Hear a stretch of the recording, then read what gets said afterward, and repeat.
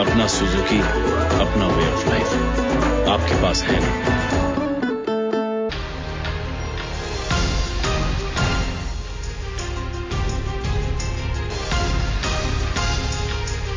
आप देख रहे हैं एजेंडा, बात कर रहे हैं प्रधानमंत्री के भाषण के जवाब में जो भाषण दिया नरेंद्र मोदी ने, क्या वो जायज था?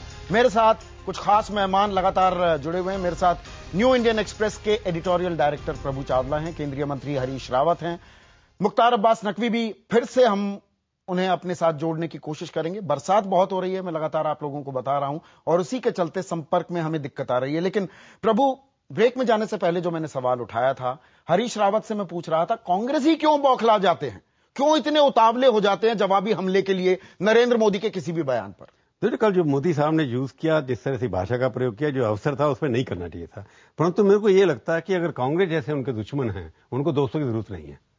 ट्विटर पे देखिए आप, कांग्रेस लोग ऐसा प्रहार करते हैं उनके ऊपर। आज मोदी की पॉपुलैरिटी इसलिए बढ़ी है, एक तो एनजीओ खड़े हो गए रास्ते के अंदर, रोज केस पे केस किए जा रहे हैं। दूसरे, कांग्रेस पार्टी को लगता है कि जैसे उन्होंने कहा, मुख्तार अब्बास से मैं सहमत हूं कि जब उनको नीच छींकते हैं तो इन लोगों को बुखार हो जाता है, परंतु उसको अवॉइड क्यों नहीं करते? मतलब एक ही इनके ऊपर अटैक बना हुआ, इनको डर है कि वो प्रधानमंत्री का कैंडिडेट हो सकता है या इनके नेताओं से ज्यादा पॉपुलर है। सलमान खुर्शीद कहते हैं तो कुएं के मेंढक हैं, दिग्विजय सिंह कहते हैं कि नहीं, सर पर बिठा लिया बीजेपी ने। अरे वो सर पर बिठाएं, कहां बिठाएं, आप क्यों परेशान हो रहे हैं? आज अगर मोदी की पॉपुलैरिटी, जो मोदी, मैं तो कह रहा हूं 2002 का विलन जो था इस देश के अंदर, उसको विलन मानते थे सारे के सारे लोग, वो आज का हीरो कैसे बन गया? उसके अंदर कांग्रेस का कंट्रीब्यूशन 70% से ज्यादा है। बाकी कॉर्पोरेट सेक्टर का है, मीडिया कंपनीज का भी है, हम और आप सब लोग जो उसको गालियां देते हैं तो उसमें से आज हमारे में से कुछ लोग उनके भक्त भी हो गए।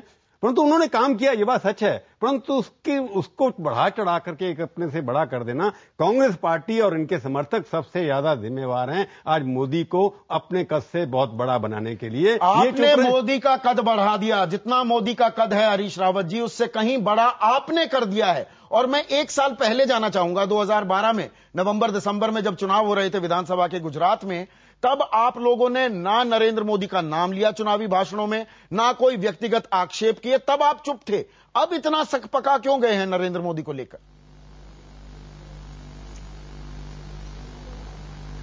देखिए, जो नरेंद्र मोदी जी का ट्रांसफॉर्मेशन करने की कोशिश की जा रही है 2002 के विलेन से एक हीरो की तरफ, वो एक पूरा प्रचार तंत्र उस काम में लगा हुआ है।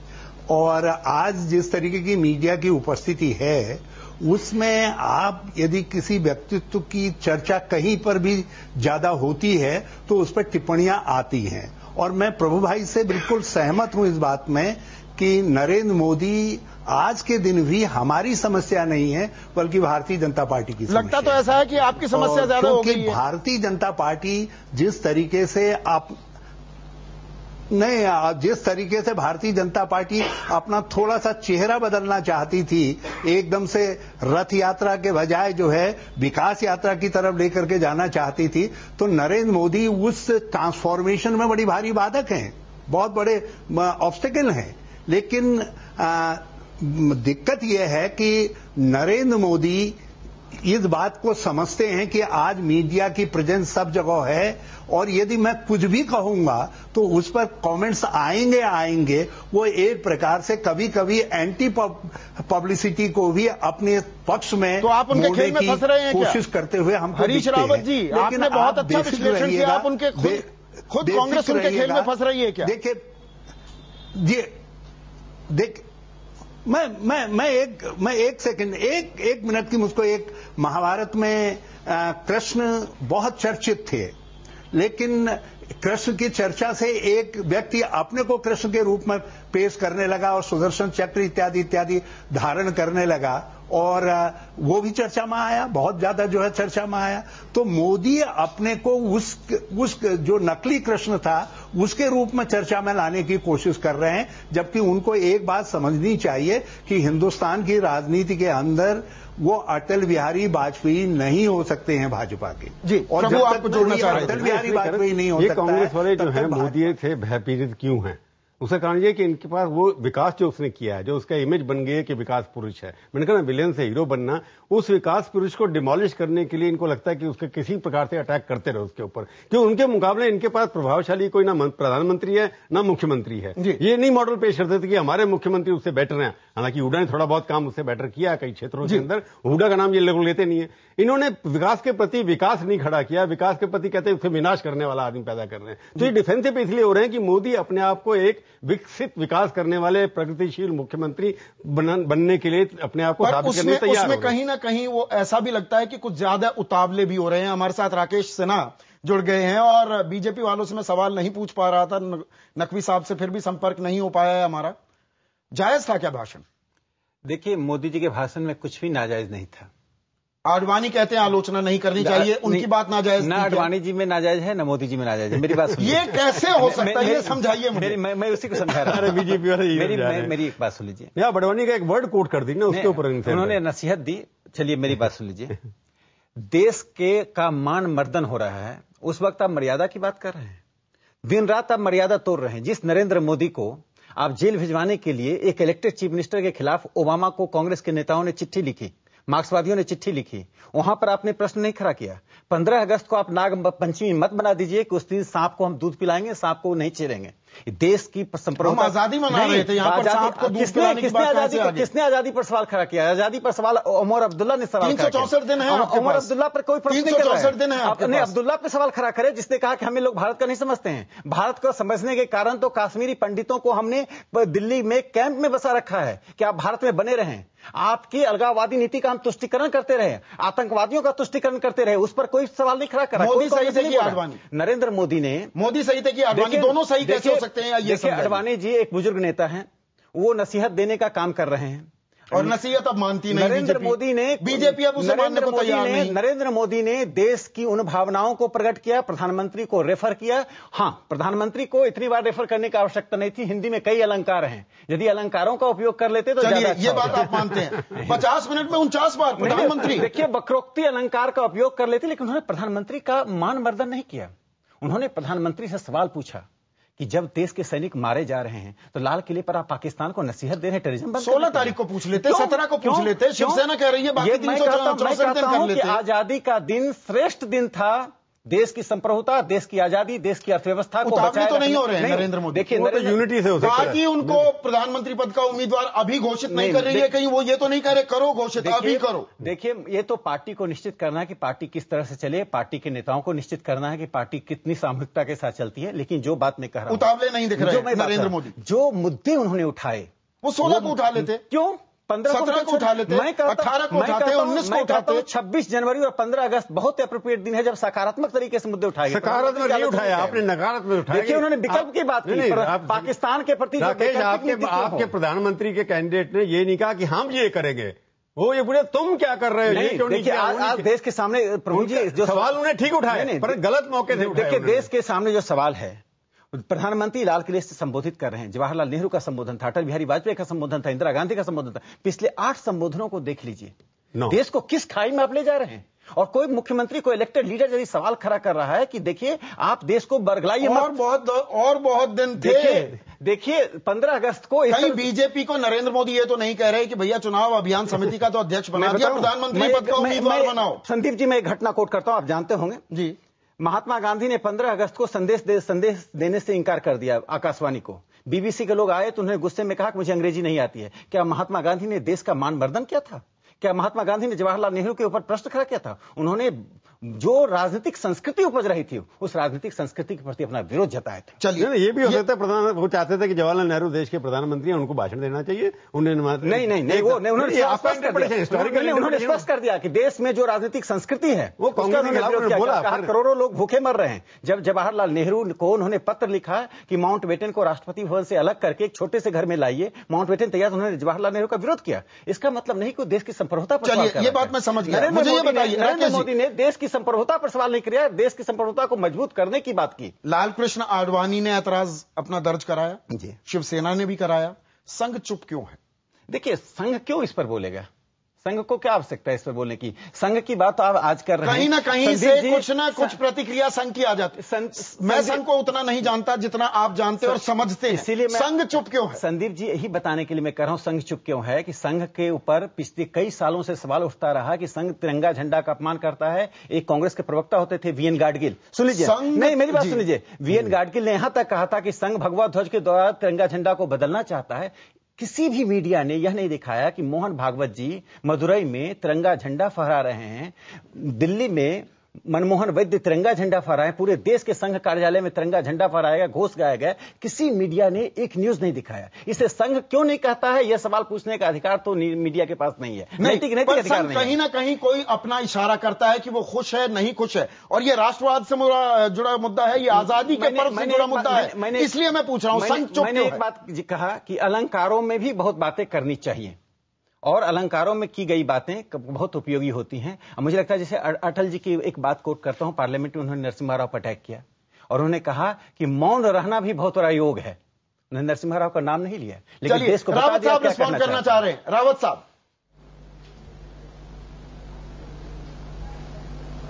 जी, मैं एक बात इस बहस में लाना चाहता हूं। ये केवल भाजपा के नेता का संबोधन नहीं था जो मोदी जी का भुज से संबोधन था, वो एक मुख्यमंत्री भी हैं राज्य के, और यदि संघीय ढांचे के अंदर प्रधानमंत्री के संबोधन का इसी तरीके से मुख्यमंत्री गण पैरेलल काट पैदा करने लग जाएंगे तो क्या ये इस संघीय व्यवस्था के लिए एक अच्छी मिसाल होगी? और वो भी आप उस दिन जिस दिन देश जश्न आजादी मना रहा है, जब हम एकता की बात कर रहे हैं, जब हम संघीय व्यवस्था को मजबूत करने की बात कर रहे हैं, जब हम लोकशाही को आगे बढ़ाने की बात कर रहे हैं, तो कम से कम दिन के चयन में और मोदी जी इस बात को भूल गए कि अपने पार्टी का नेता बनने के उसमें कि किसी तरीके से मैं भाजपा में बिल्कुल एकमात्र व्यक्तित्व के रूप में दिखाई दूं, लालकृष्ण जी और दूसरे लोग सब पृष्ठभूमि में चले जाए। उन्होंने ऐसे दिन का चयन किया जिसको कोई भी व्यक्ति सही नहीं ठहरा सकता और उनके तरीके को सही नहीं ठहरा सकता। और मैं समझता हूं संघीय ढांचे को, लोकतंत्र को और इस 15 अगस्त जैसे पवित्र दिन को मोदी जी ने बहुत गहरी चोट पहुंचाई है, जिसके लिए उनको क्षमा मांगनी चाहिए। रावत जी, मैं एक सवाल पूछना चाहता हूं कि उमर अब्दुल्ला के भाषण पर कांग्रेस की और आपकी क्या प्रतिक्रिया है? उन्होंने संघीय ढांचे को, देश की एकता अखंडता को कितना मजबूत किया, बताने की कोशिश करें। दूसरी बात, कांग्रेस को कम से कम संघीय ढांचे की बात नहीं करनी चाहिए। कांग्रेस ही सबसे ज्यादा संघीय ढांचे को पहले हम राकेश जी, आपने पहला अहम सवाल उठाया उमर अब्दुल्ला के बयान पर आपकी क्या प्रतिक्रिया है? चुप्पी क्यों साधी है केंद्र सरकार ने?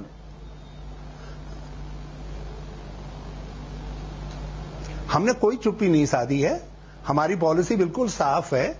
जम्मू कश्मीर भारत का अभिन्न अंग है और उसके विषय में किसी तरीके की किसी से कोई उसकी बात, किसी तरीके के बार्गेनिंग उसकी कोई गुंजाइश ही नहीं है। उमर अब्दुल्ला का भाषण सही था रावत जी, उन्होंने एकदम संघीय ढांचे पर क्वेश्चन मार्क उठाया है और आपकी पार्टी उसका समर्थन कर रही है, यानी कि जो उनके विचार हैं उससे आप सहमत हैं। वो मुख्यमंत्री के रूप में बोल रहे थे और जिन्होंने उन्हें सवाल उठाया उन्हें एक तरह से कह दिया कि हम भारत से अलग हो जाएंगे। प्रभु भाई, वो उनकी पॉलिसी, आपने उनकी नीतियां कभी कभी इधर उधर हिलती डुलती रहती हैं। मोदी पे आक्रमण करते हैं, उन पे क्यों नहीं करते आप आक्रमण? उसमें भी उनकी विचारधारा इसी तरीके की, इस तरीके की बातें नहीं। रावत जी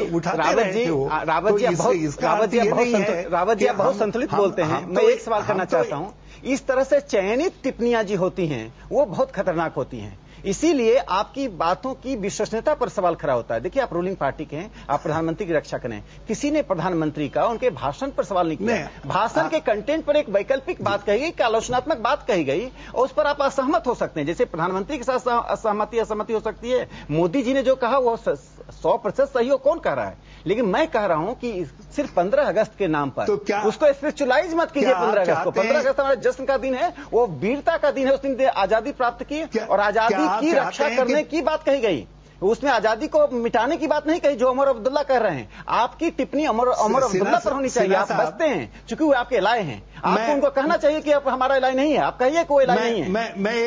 मैं एक काउंटर क्वेश्चन के जरिए आपसे बात कर सकता हूं, आपके प्रश्न का उत्तर दे सकता हूं? जी जरूर। आप यदि 15 अगस्त को यह परंपरा पड़ जाए कि भारतीय संघ का प्रत्येक मुख्यमंत्री इसी तरीके से जवाब सवाल करने लग जाए तो क्या संदेश देश के अंदर जाएगा और क्या संदेश दुनिया में जाएगा कि भारत के अंदर लोकतंत्र है, मगर ऐसा लोकतंत्र है जिसमें एक दिन भी एक होकर के एक भाषा में बात नहीं कर सकते, एक संकल्प के साथ खड़े नहीं हो सकते। नहीं, आपकी बात ठीक है, लेकिन रावत साहब ये बताइए कि सारी कंसंट्रेशन नरेंद्र मोदी पर क्यों, उमर अब्दुल्ला पर चुप्पी क्यों? आप अपने जोश में मोदी जी को भाजपा का ताज बनाने के चक्कर में आरएसएस जो है अपनी कुछ ऐसी बुनियादी गलतियां न कर जाए। नरेंद्र मोदी पर ही केंद्रित हो गए, आप फिर नरेंद्र मोदी पर केंद्रित हो गए। रावत साहब, उमर अब्दुल्ला के बयान की निंदा क्यों नहीं करती केंद्र सरकार?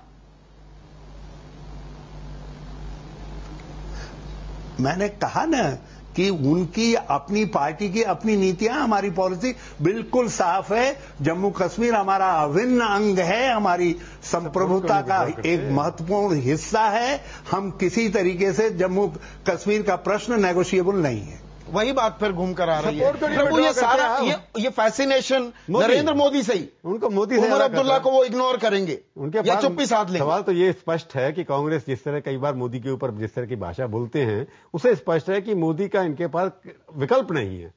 तो इनके नेता जो हैं, बाकी जितने भी हैं, मनमोहन सिंह तो आजकल पॉपुलैरिटी बहुत लो पर 5% तक नीचे आ गई है, राहुल गांधी जी भी उनसे नीचे हैं। तो जब विकल्प नहीं है तो उस विकल्प को जो है अवेलेबल अल्टरनेटिव जो बीजेपी वालों ने खड़ा किया है, जो उनके पार्टी के अंदर भी एक्सेप्टेबल नहीं है, परंतु देश में कई जगह पर उनकी पॉपुलैरिटी बहुत ज्यादा, ये सच बात है, और उन्होंने दिखा भी, और बेदाग हैं, उनके ऊपर कोई पर्सनल करप्शन के चार्ज भी लगे हुए हैं। तो ये चाहते हैं कि किस तरह से उस विकल्प को खत्म करके हम किस तरीके से गिरा दें, उसके लिए कुछ भी बोल जाते हैं।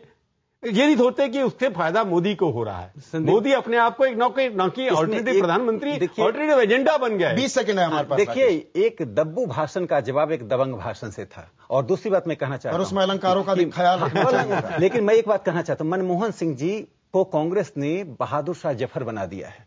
देश की स्थिति ऐसी खराब हो गई है कि अब देश की आम जनता, जो कांग्रेस के समर्थक भी हैं, जो वो चाहते हैं कि शायद दूसरा प्रधानमंत्री होता तो स्थिति अच्छी होती। उन्होंने राष्ट्रपति का सम्मान किया, राष्ट्रपति के भाषणों की चर्चा, वो तो डिवीजन की बात करने जा रहे हैं, दोनों को बंटवारा है। राष्ट्रपति भारत के रिपब्लिक का हेड है, यदि राष्ट्रपति पर सवाल खड़ा करते तो मैं मानूंगा कि आप भारत की संप्रभुता के साथ छेड़छाड़ कर रहे हैं। बहुत बहुत शुक्रिया राकेश सिन्हा, प्रभु चावला, राष्ट्रपति का भाषण भी प्रधानमंत्री से पूछ के लिख दिया जाता है, उसमें चेंज नहीं कर सकते, परंतु दिखाया पहले से जाता है। चलिए, आप तीनों का बहुत बहुत शुक्रिया। IBN खबर.com पर हमने सवाल पूछा था, क्या प्रधानमंत्री पर मोदी के बयान का